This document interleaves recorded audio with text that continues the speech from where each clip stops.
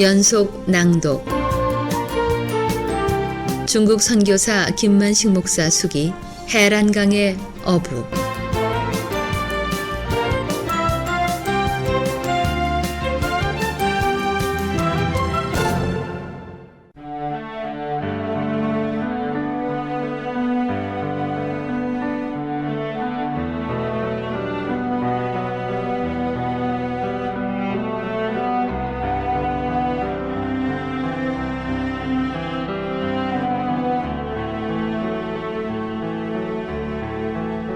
미 8군 직장에 사직서를 제출했을 때 대한민국 군에서 11년 동안 수송부에서 근무하고 제대한 사람에게는 무사고 경력이 인정된다고 정부에서 개인 택시를 내줘서 운수 사업을 시작하면서도 나는 미국 가는 미련을 버리지 못했다.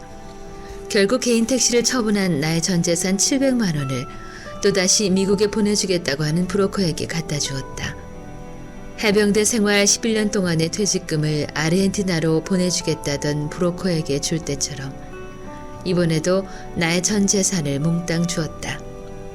대화 중에 미국이라는 이름만 들어도 좋았던 순간순간들. 브로커들을 의심해보거나 미워하지 않았다. 하나님이 나를 미국에서 살게 하시려면 어떤 방법을 사용해서라도 미국으로 보내주실 것 같았기 때문이었다. 주한 미 대사관에 잘 아는 친구가 있기 때문에 부탁해서 비자를 받아주겠다고 했는데 그 말은 거짓말 같았고 아마 미국을 다녀온 사람들의 여권을 구입해서 내 사진과 이름만 바꾸어서 미국에 보내는 브로커라고 짐작이 갔다. 그런데 6개월 안에 미국을 보내주겠다고 장담하던 브로커가 6개월이 지난 후에 경찰서 영창에 들어가 있을 줄이야. 여권법 위반으로 경찰의 조사를 받고 있다고 나와 같은 처지의 피해자 20여 명은 발만 동동 구르고 있었다. 나의 꿈이 멀어져 가고 있음을 의식하기 시작하면서 이제 가족을 어떻게 돌봐야 할까 걱정하기 시작했지만 이미 때는 늦은 것 같았다. 브로커가 영창에 들어갔다는 소식을 듣자 온몸에 힘이 빠지고 절망스러워지면서 영원히 미국에 들어가지 못할 것만 같았고 무엇보다도 아내와 자녀들에게 그리고 부모님과 형제들에게 미안한 마음 때문에 그저 죽고 싶었다. 미국 가는 꿈이 멀어지면서 가난한 농부의 아들로 태어난 것이 원망스러웠다. 절망 가운데서도 하나님 앞에 기도하고 싶어서 하늘산 기도원에 들어갔다. 솔직히 모든 책임을 하나님께 돌리고 싶은 심정이었다. 누가 나를 이렇게 미국병에 미치게 만들었냐고 주님 앞에 묻고 싶었다. 미국병을 낫게 해주시든지 미국을 보내주시든지 두 가지 중에 하나를 선택해 주셔야 앞으로 살아갈 것 같다고 기도했다. 기도원에서 닷새가 지나고 있을 때 집에서 갑자기 연락이 왔다. 영창에 들어갔던 브로커가 나와서 나를 급히 만나고 싶다는 것이었다. 여권법 위반이라면 실형을 선고받았을 텐데 반신반의하면서 브로커를 만났다. 그는 20여 명의 피해자들 서류는 경찰에 모두 압수됐는데 유독 내 서류만 압수되지 않았다고 하면서 사흘 안으로 한국을 떠나라고 하는 꿈 같은 얘기를 해줬다. 비자 유효 기간이 15일밖에 안 남았다고 하면서 김포공항 출입국 문을 빠져나갈 때는 자신이 지정해주는 게이트 문에 줄을 서라는 얘기와 미국 공항에서 입국 심사를 할 때는 안경 쓴 사람과 백발의 머리를 가진 오리지널 미국 사람 앞에 줄을 서지 말라는 얘기를 했다. 그런 사람들은 너무나 비자를 유심히 관찰한다면서 명심하라고 당부를 하고 나에게 여권을 주었다.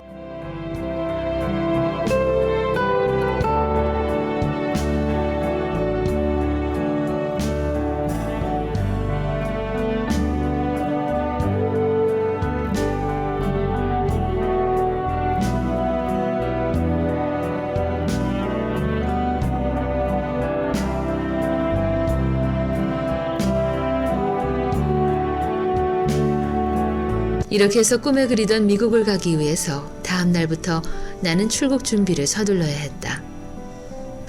만약 공항에서 일이 잘못되면 다시 집으로 돌아와야 된다는 이야기를 들었기 때문에 친구들에게도 차마 이 얘기하지 못했다.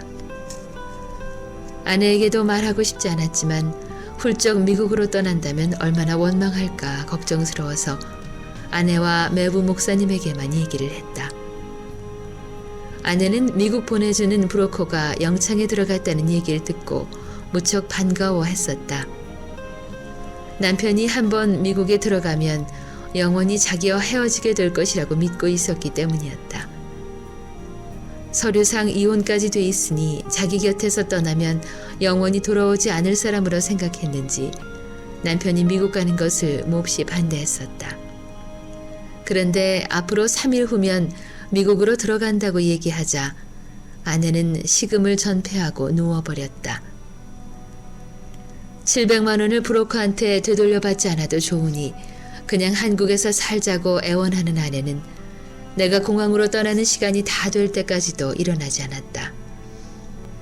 비행기 시간에 맞춰 집을 나서기 전에 8살, 9살, 11살 된 아들 셋을 앉혀놓고 아빠가 미국을 가려고 하는 목적을 설명하고 너희들을 가난한 한국보다 풍요로운 미국에서 살게 하기 위해서 먼저 아빠가 미국을 가게 됐다고 이야기해주자. 둘째 아들이 어젯밤에 아빠가 우리나라에서 올림픽 하는 1988년에 우리를 데리러 한국에 들어오는 꿈을 꾸었다고 하면서 이제 미국에 가면 88년도에나 아빠를 만나게 될 건데 4년 동안이나 아빠를 볼 수 없다고 하면서 울고 있었다. 또 큰아들은 한국에도 맛있는 과자도 있고 사과도 있다면서 자신들이랑 한국에서 살자고 했다. 벽만 쳐다보고 3일 동안 누워있던 아내는 내가 공항으로 떠날 때야 비로소 일어나 부디 꿈을 이루고 가족들을 잊어서는 안 된다고 하면서 원망의 눈물로 환송을 했다.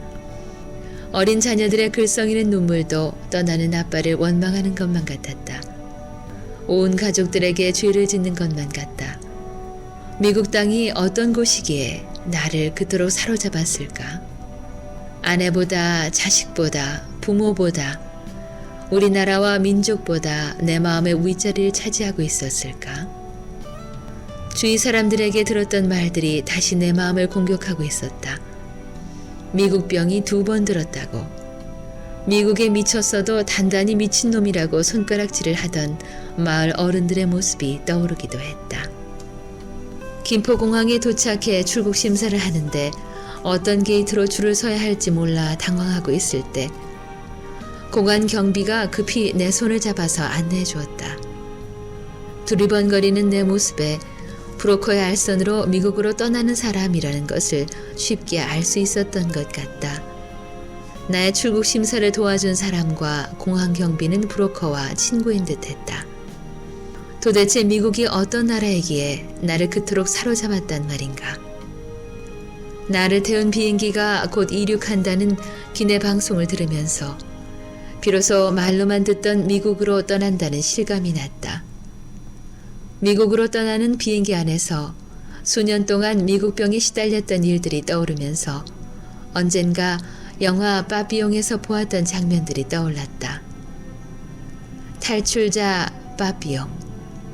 그는 자유를 갈망하던 자가 아니었던가. 갑자기 내 자신이 한국을 떠나는 것이 아니고 탈출하고 있는 것처럼 생각이 되었다. 영원히 조국을 잊어버릴 사람처럼 그렇게 김포공항을 떠났다.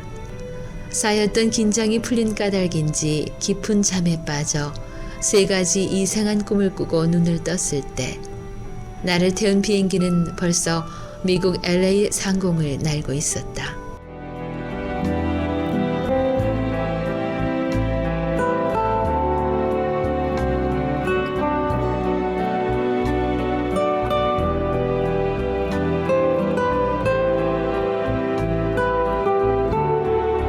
지금까지 살아오면서 많은 꿈을 꾸어봤지만 이처럼 3가지 꿈을 연속으로 꾼 적은 없었다. 첫 번째 꿈은 벼 묘판에 자란 파릇파릇한 벼 묘를 논에 심기 전에 내가 모짜리에 들어가서 가라지를 뽑아내는 꿈이었다. 가라지는 벼 잎과 분별을 못할 정도로 똑같은 색깔과 모양으로 자라고 있었지만 유심히 살펴보면 가운데 이파리 중간에 하얀 띠가 있어서 가라지라는 것을 분별할 수 있었다. 나는 그 넓은 묘판에 들어가서 가라지를 뽑아내는 꿈을 꾸었다. 두 번째 꿈이 이어졌다. 수확이 된 알곡을 가만히 담아서 가득가득 실은 곡간 화물 기차가 끝도 없이 내 앞을 지나가는 꿈이었다.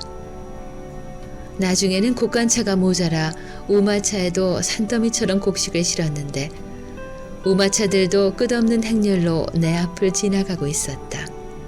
그 많은 알곡들을 어디에서 어디로 싣고 간단 말인가. 마지막 꿈이었다. 이 땅의 짐승이라는 짐승은 내가 다 모아가지고 짐승 떼를 치는 목동이 되어서 그 많은 짐승들을 보살피고 있는 꿈이었다. 평소 구약 성경을 읽을 때마다 야곱이 짐승의 떼를 이루었던 것처럼 나에게도 그러한 축복을 달라고 기도했던 것을 하나님이 보여준 것이 아닌가 하는 생각이 들었다. 파릇파릇 자란 묘판에서 가라지를 뽑아내는 작업을 시작으로 알곡들만 싣고 꼬리를 물고 내 앞을 지나가는 끝이 보이지 않는 화물기차, 우마차의 행렬, 또 수많은 짐승의 떼.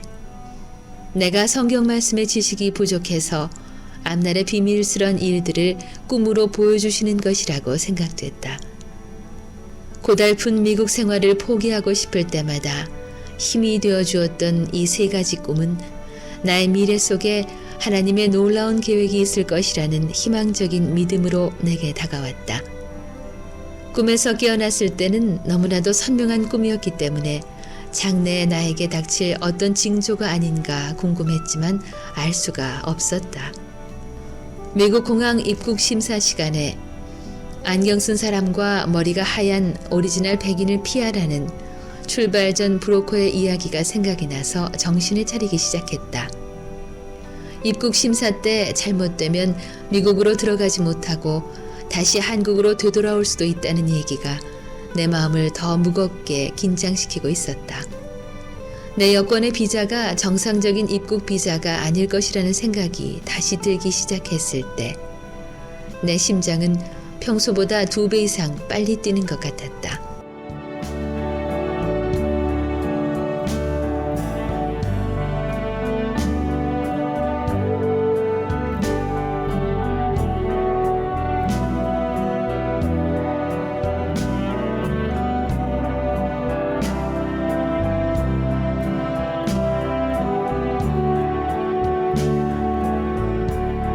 심장 뛰는 소리가 내 귀까지 들리는 듯한 긴장 속에서 내 순번이 됐다. How long stay here? 얼마나 이곳에 머물겠느냐고 묻고 있는 것 같았지만 굳어진 나의 입은 벙어리가 됐다. 비자 기간이 15일밖에 안 남았다는 이야기를 들었기에 3일이라는 표시로 세 손가락을 폈다. 두 번째 무슨 일로 미국에 왔느냐고 물었을 때 무슨 말인지 몰라서 예스만 연발했다. 심사관은 나를 쳐다보고 웃으면서 더 이상 묻지도 않고 여권도 확인하지 않았다. 6개월 입국 체류 비자를 찍어주면서 심사관은 Have a nice day라고 했다. 좋은 날이 되라고 하는 심사관에게 땡큐라는 말 한마디 못할 정도로 내 몸과 혀는 굳어 있었다. 미국 사람들은 Have a nice day라고 말하는 것이 인사라고 들었기에 평소에 연습을 해서였던지 긴장되어 온몸이 굳어져 있었지만 그 말만은 알아들을 수 있었다. 돌같이 굳어있는 나의 몸 전체는 다음 동작까지 잊어버릴 정도였다. 심사관이 백발이었거나 안경을 쓴 사람이었다면 나는 틀림없이 한국으로 돌아갈 뻔했다고 속으로 수십 번 되뇌이면서 이민국 입국 심사대 밖으로 나왔다. 입국 심사 40여 분의 시간은 나의 피를 말렸고 긴장과 초조함 때문에 너무나 화장실이 가고 싶었다. 이런 날이 내 생에 2번 다시 없게 해달라는 기도가 나왔다. 심사대를 빠져나왔을 때는 긴 한숨이 나오면서 금방이라도 쓰러질 것만 같았다. LA 날씨만큼 내 몸도 긴장으로 더워졌을까? 계속 땀이 흐르고 있었다. 마치 지옥문이라도 다녀온 것 같았다. 얼마나 오고 싶고 갈망하던 미국이었던가. 지난 10년의 긴 세월 속에 이 땅을 밟아보고 싶어서 발버둥 쳤던 나날들. 이 시간도 지구촌에 살고 있는 많은 사람들이 미국으로 들어오고 싶어서 나처럼 몸부림치면서 안타깝게 하루하루를 보내고 있겠지. 미국이 도대체 어떤 나라인지 확실히 알지도 못한 채 동경하겠지. 아내와 이혼을 하고 6개월 동안 무보수로 운전을 해주고 11년 군대 생활 퇴직금을 날려버렸던 그 세월. 지나간 그 한많은 세월은 마치 도깨비에 홀렸던 세월이었던 것만 같아 나는 미국을 도깨비 나라라고 부르고 싶었다. 미국 땅을 밟았지만 실감이 나지 않았다.